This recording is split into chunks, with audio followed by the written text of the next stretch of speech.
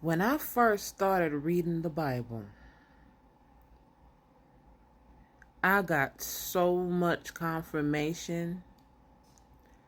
Some of the times I had to slam that Bible down and say, "Oh man, mm-mm." And I would, like for those of y'all that, and this is not a good thing, but I can relate because I understand and know. For those of y'all that gossip, and you get some juicy tea, that's what the Bible was like for me reading it. Like, shut up. That's the kind of vibe I get because I already knew, and it's like I kind of felt it in my spirit what I already knew, but I wasn't sure. But then when I went and read the Bible, man, it's like so much confirmation and revelation. It's like it was out of this world. I literally slammed the Bible down a couple of times, like boom, like you can't be serious. And so reading the Bible, it will give you a lot of insight, a lot of information, a lot of confirmation. And if you follow and do what the scripture says, yes, you will make mistakes. Yes, you will misinterpret things at times. But trust and believe that everything is in divine order and in divine timing, because in every mistake there is a lesson. Because reading the Bible, it should open you up more spiritually. And that's what it did for me. I was already a spiritual person ever since I was a child. Looking back at my life, growing up, I was naturally a spiritual person. Naturally. Nobody taught me nothing. Nobody showed me nothing. I needed help and nobody helped me. Till at one point people thought I was crazy when I really wasn't. It was just God's power working through me. And it took me over 20 years, about 20 years to fully understand. Not even the churches, not even the church could help me. I got kicked out the church. They ran me out the church. After I came into knowledge, after I came into the truth, and telling people what's right from wrong and showing them, like, hey, you're not supposed to do this, you're supposed to do it this way, I got kicked out the church. I ain't lying. The pastor said, you want to get put out or you want to get cast out? After I'm just there showing them love and compassion and showing them, like, look, in private, and they just kicked me out. So, you know, we have to, it's a battle, it's a hard road to travel. It's a very, very tough road to travel, but know and believe that you have a purpose that you are to fulfill. Not only a physical purpose, but a spiritual purpose, because some of us, we have some tasks that we have to do. Some of us, we have to deliver some people from a lot of demonic things in their bloodline that they cannot do themselves.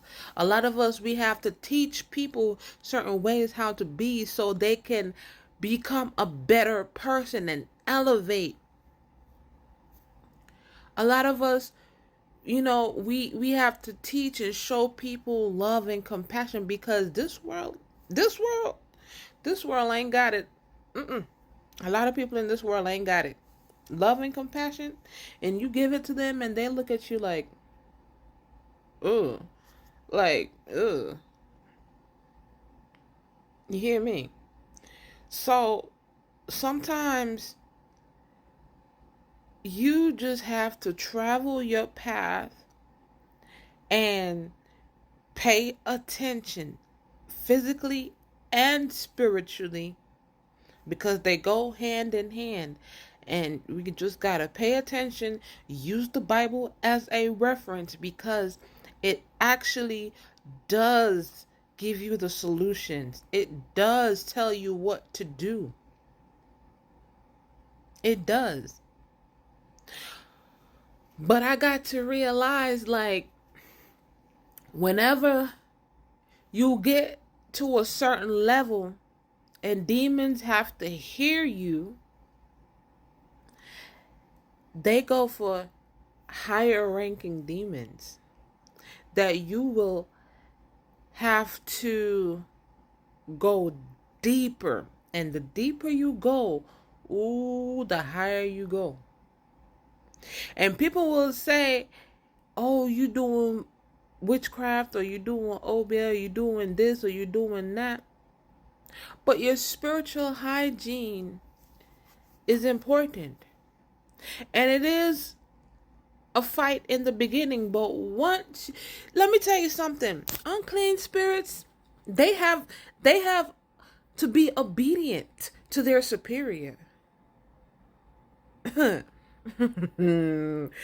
They have to be obedient to their superior. And if you have the correct knowledge, understanding, and tools to command them, because we do have the power to command them. But some demons only respond to certain things. Some demons don't respond to words. They look at you and laugh. They look at you and laugh. So, and this is why I tell people, prayer alone doesn't cut it. Praying with your mouth alone, don't cut it. It does not. It does not. Prayer alone, there are things that we have to do also in the physical. Some things we got to use herbs. We got to use resins. We got to use symbols. And it may sound like witchcraft. But remember, to everything good that is of God, the devil also has his imitation of what it looks like for God. It's in the scriptures. And everything that I say is biblical. And if I say something, I have scriptures to back it up.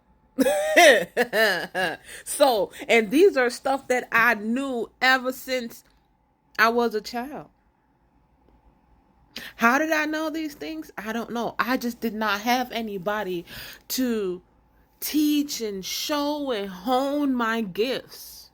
And there are a lot of people walking around earth right now just flowing with the wind. The wind is just blowing them away because they don't even know what they possess. And that's very sad, and it's very dangerous, because their life is just going away, and a lot of times their life is a struggle because they have no one to help them, or they're being criticized or called certain names that's unfavorable, and that'll make anybody not want to be alive, But